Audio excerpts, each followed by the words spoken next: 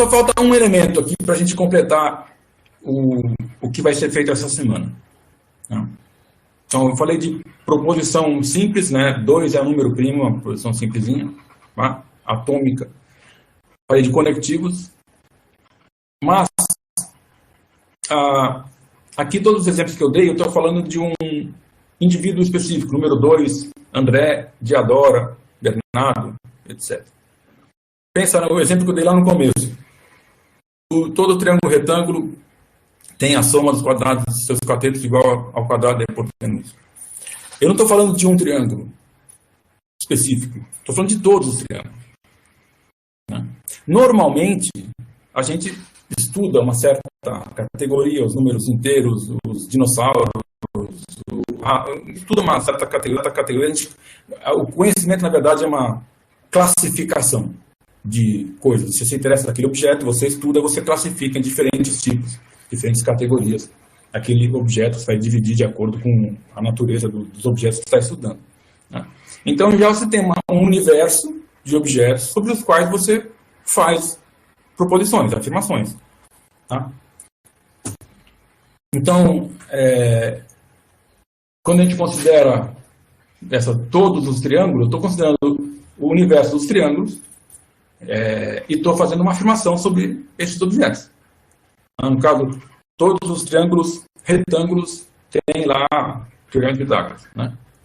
Então, estou considerando o universo dos triângulos retângulos e fazendo uma proposição. Se eu falar um triângulo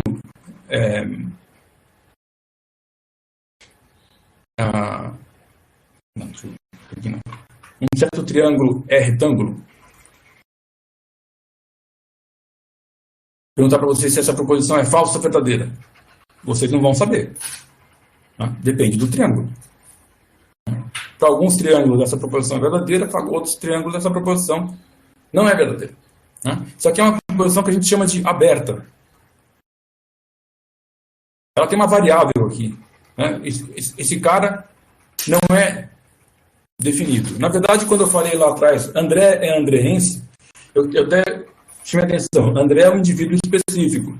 Porque se eu só falar aquela frase, você lê André é andreense, você não sabe de que André eu estou falando. Na verdade, é uma proposição aberta do universo de todos os Andrés que existem no mundo. Aliás, que existem já faleceram também, né? Só que não nasceram a gente não pode saber. Mas é uma proposição aberta, tem uma variável ali. Tá? Então, ou você atribui valores, né? Tipo aqui, eu mostro um triângulo. Esse triângulo aqui, ele é retângulo ou não? Aí você vai saber, vai poder dizer se a proposição é verdadeira ou falsa. Ou eu falo usando o que a gente chama de quantificadores. Né? São dois só. Um deles é o universal. Eu falo algo sobre todos os indivíduos daquele universo. Vou dar alguns exemplos para ficar bem claro. Em todo triângulo, retângulo, a soma dos quadrados dos catetos é igual ao quadrado da hipotenusa. Então aqui eu estou considerando o universo dos triângulos retângulos, não de todos os triângulos, só daqueles retângulos. Tá? E estou fazendo uma afirmação sobre todos eles. E essa afirmação, a gente sabe que é verdadeira. Tá? Essa afirmação, com o quantificador aqui, todo, esse é o quantificador. Tá? Esse cara. Essa proposição, você não precisa saber de que triângulo eu estou falando, porque eu estou falando de todos. Tá? Ela é verdadeira ou falsa. Ela é uma proposição. No caso, a gente sabe que é verdadeira, porque, de fato, essa propriedade vale para todos os triângulos. Em geral, as propriedades que vocês estudaram no ensino médio, a gente fala de propriedades de conjuntos de números, etc., são, em geral, propriedades universais, valem para todos os objetos daquele universo específico. Se eu falasse em todo triângulo, a soma dos quadrados dos catetos é igual a da hipotenusa, aqui tem um problema de linguagem. Né? Um triângulo geral, a gente não tem cateto, não tem hipotenusa. Né? Enfim, essa aqui não funciona para isso, mas, enfim, vai ter mais exemplos. Outro. Em todos os triângulos, agora o universo são os triângulos, né? E eu faço uma afirmação sobre todos eles. A soma das medidas de seus ângulos internos é π radianos. Já evitei colocar 180 graus, porque eu quero que vocês desaprendam não, mas desacostumem a expressar ângulos em graus. Tá? Quando a gente falar de função trigonométrica, isso vai ser muito importante. Nesse caso também, na geometria clássica, em outras geometrias isso não é mais verdadeiro, mas é uma proposição, e é uma proposição verdadeira, né? Porque todos os triângulos satisfazem essa propriedade da soma dos ângulos internos. Mais dois exemplos. Todos os números inteiros são ímpares. Aqui o universo é o universo dos números inteiros, e de novo eu estou fazendo uma afirmação a respeito de todos eles. É uma proposição, ela é verdadeira ou é falsa, e a gente sabe que é falsa. Porque nem todos os números inteiros são ímpares. Tem infinitos números inteiros que não são ímpares. Né? 2, 4, 6, 0, menos 10, menos 200. Né? Todos esses números são inteiros, não ímpares. Então essa é falsa. Não precisa muito, aqui tem infinitos números que não são ímpares. Basta um indivíduo do universo ser do contra, né? Tipo, nesse caso, todos os números primos são ímpares. É quase verdadeiro, né? Mas não tem quase verdadeiro, quase falso. Tem verdadeiro e falso. Né? O universo aqui são os números primos. O quantificador, de novo, é universal. Estou falando sobre todos os indivíduos desse universo.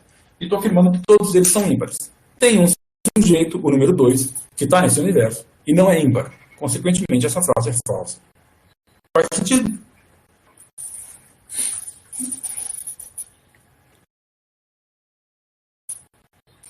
Então, aqui eu estou numa situação que eu tenho um universo e faço uma afirmação sobre todos os indivíduos deste universo. A outra situação é quando, de novo, eu tenho um certo universo e eu digo que existe nesse universo pelo menos um indivíduo com uma certa característica. Então, eu estou pleiteando que, dentre os indivíduos desse universo, existe pelo menos um que tenha uma certa propriedade. Né? Então, existe um triângulo retângulo para o qual a soma dos quadrados dos catetos é igual ao quadrado da hipotenusa. Né? Peguei os mesmos exemplos, só transformei o quantificador. O universo, de novo, dos triângulos retângulos, o quantificador aqui é esse aqui. Ó. Existe um. Aqui entenda sempre, na matemática, a não ser que esteja explicitamente dito o contrário, pelo menos um. Não é exatamente um, senão seria falsa essa frase. Ela é verdadeira porque existe pelo menos um triângulo retângulo para o qual vale o teorema de Pitágoras. Na verdade, você fala assim, não é pelo menos um, vale para todos. Né? Então, se eu falo isso, é uma frase verdadeira, bastante incompleta. Não estou passando toda a informação. Chega um marciano aqui, eu falo isso, ele vai saber que existe pelo menos um triângulo com essa propriedade e não vai saber que vale para todos os triângulos. Mas nem, eu só quis contar aí essa parte da história para ele. Não deixa de ser verdadeiro. Pelo menos um indivíduo do universo satisfaz essa propriedade. Existe um triângulo cuja soma das medidas dos seus ângulos internos é maior do que π radianos. No universo dos triângulos, certamente existe ao menos um triângulo que satisfaz essa propriedade. Né? Existe um número inteiro ímpar. Ou existe um monte, mas tem pelo menos um? Tem. Nem todos são ímpares nesse universo dos números inteiros, mas tem pelo menos um que é. Ok, verdadeira. Existe um número primo par. Esse aqui não, se for uma mancha. De novo, aqui no caso só tem um exemplo mesmo. Né? Nesse universo só tem um cara que satisfaz isso. Mas basta, é suficiente. Né? Agora que eu percebi que eu não coloquei nenhum exemplo falso.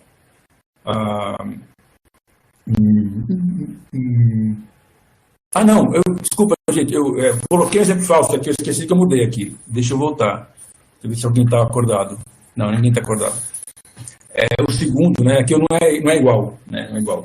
Existe um triângulo cuja soma das medidas de seus ângulos internos é maior do que π radianos. Eu mudei justamente para criar uma falsa. Né?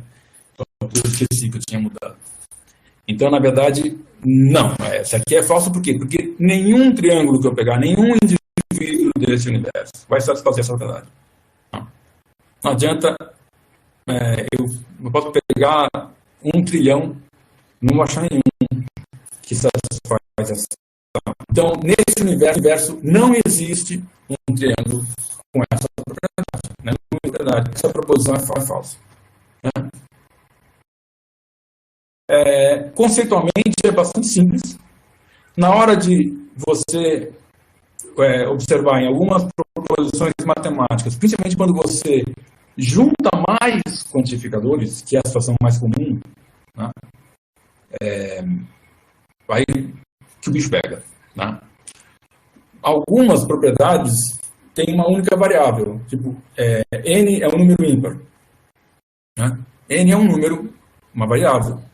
Para alguns números, valores de n, a proposição vai ser verdadeira. Vou até colocar, né, isso aqui. Se eu falar n é um número ímpar, depende do n, isso aqui vai ser verdadeiro ou vai ser falso, né? Então tem uma variável, né? Mas eu poderia dizer, para todo par de números inteiros, n mais n, eu vou ter que usar dois quantificadores. Pode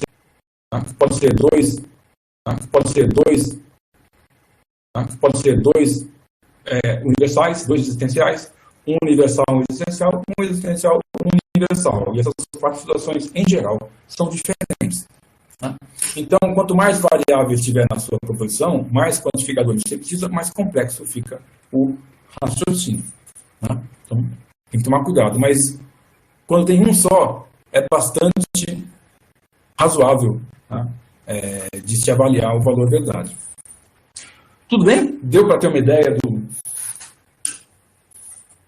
do que são esses quantificadores?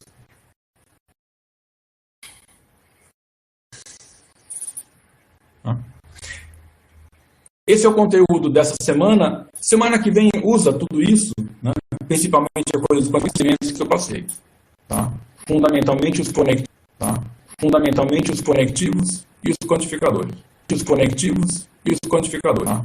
Fundamentalmente os conectivos e os quantificadores. Tá? Mas é bom nunca esquecer, nunca deixar de lembrar assim, qual é o papel da lógica, principalmente no nosso caso, o que interessa disso tudo. Tá certo? Tem alguma pergunta, alguma dúvida antes de propor aqui a brincadeira para vocês?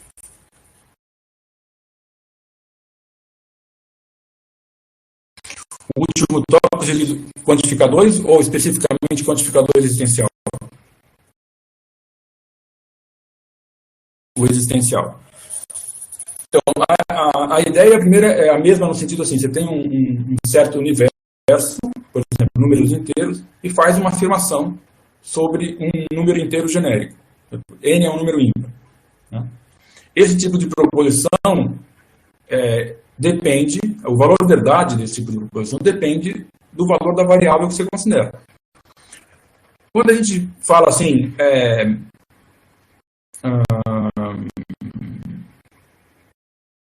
no universo dos inteiros, 2n é um número par, na verdade vai ser qualquer valor que você colocar vai ser verdadeiro, né? Por isso que se a gente fala para todos os inteiros n, 2n é par, a gente vai dizer que essa sentença como um todo é verdadeira. N é par, não vai valer para todo mundo. Vai valer para alguns, não vai valer para outros. Então, isso, independentemente do quantificador, você tem uma proposição cujo valor verdade depende das variáveis que você tem. Mas tem que ter variável. Tipo, 2 é par, não faz sentido quantificar. 2 é par é uma sentença atômica, simples. Fala de um indivíduo específico. Não tem universo aqui. Tá? Então, quando tem universo, você pode usar, por exemplo, o universal, que ao que parece você entendeu, ou o existencial, o que ele está representando. Existe um número n, um número inteiro, que é par. Desse universo aqui, eu faço uma afirmação que existe um exemplar de certo tipo. Pelo menos um exemplar. O universal todos são desse tipo. O existencial pelo menos um é desse tipo. Em geral, as afirmações matemáticas são assim. Ou diz que que o universo tem é daquela categoria, ou está afirmando que existe algum elemento daquela categoria. Vocês vão ver muita tem mesmo, coisas muito ligadas com conjuntos. Com conjuntos. Quando a gente chegar em conjunto, eu vou fazer dizer que um certo conjunto é o universo todo, ou simplesmente dizer que ele não é vazio, existe alguém que está naquele conjunto. Então, é o universo todo, ou simplesmente dizer que um certo conjunto é o universo todo, ou simplesmente dizer que ele não é vazio, existe alguém que está naquele conjunto. Tá? Então, em geral, é essa maneira que a gente consegue formular proposições a respeito de um universo. Tá? Ou, como eu falei, combinando esses quantificadores quando a gente tiver muitas variáveis. Não. Beleza.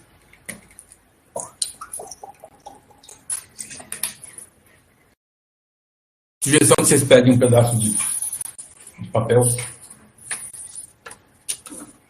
Pode ser pequenininho também, tá? Isso aqui está um pouco maior para vocês enxergarem o que está escrito nele. Eu não estou querendo deixar ver por enquanto.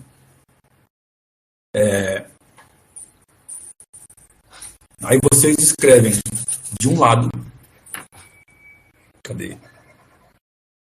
A proposição do verso, né, do outro lado, é verdadeira.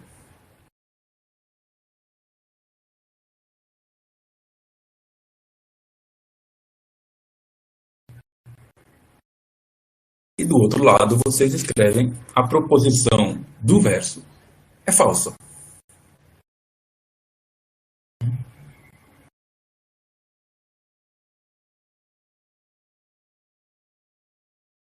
Aí vocês pegam esse papel nas mãos, né, e só pode apoiar na mesa, não pode apoiar em pé, tá?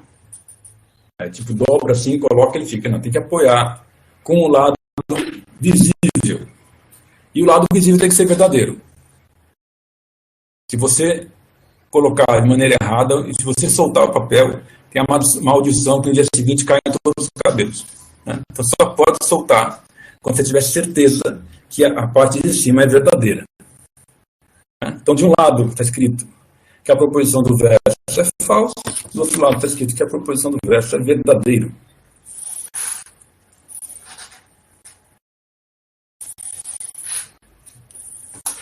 Aí, com isso eu deixo vocês. Papel de Schrödinger é bom. E aí eu vejo se na segunda-feira vocês estão com cabelo ou sem cabelo.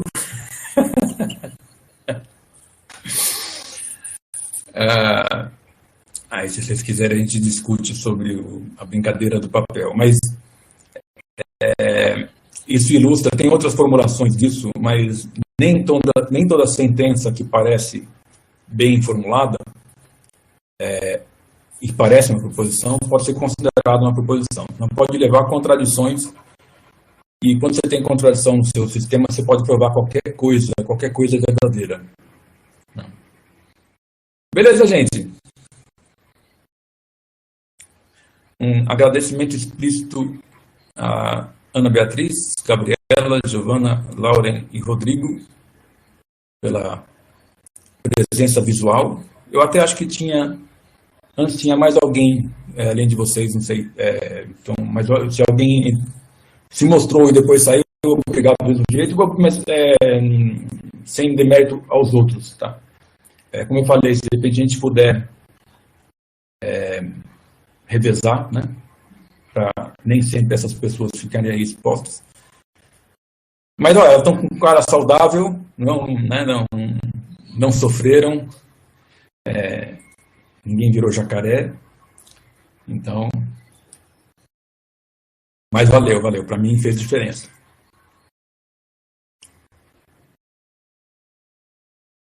Falou, gente, boa semana para vocês.